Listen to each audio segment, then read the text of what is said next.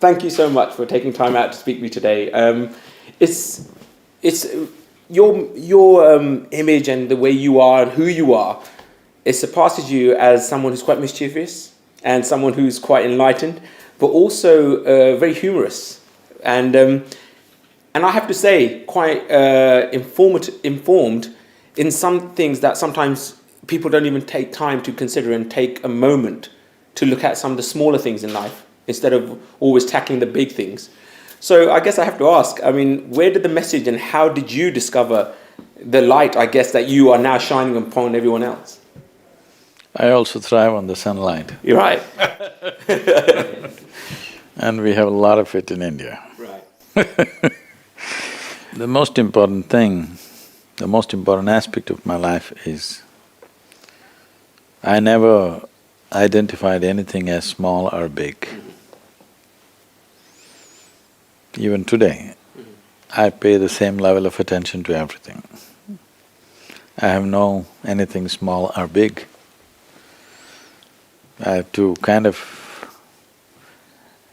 encapsulate that. I can say this. You know,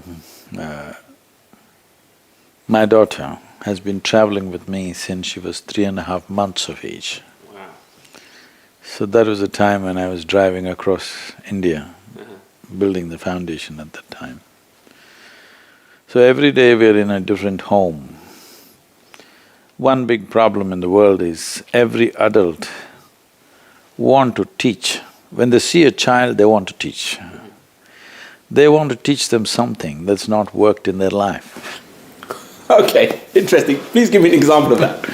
It's obvious it's not worked because between most adults and their children, if you look at it, who is more joyful? The child is more joyful. So who should be a consultant for life? It should be the child. So true.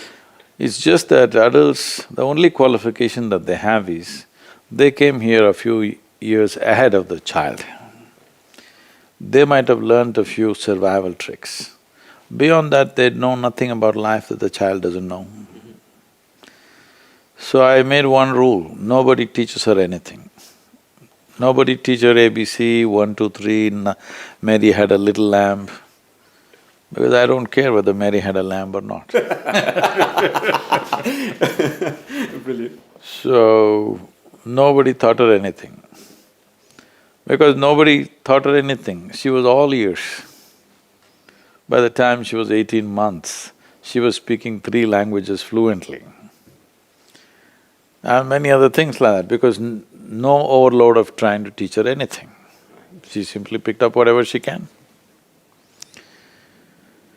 So when she was 12, 13 years of age, she came back from school one day and she was disturbed about what happened there.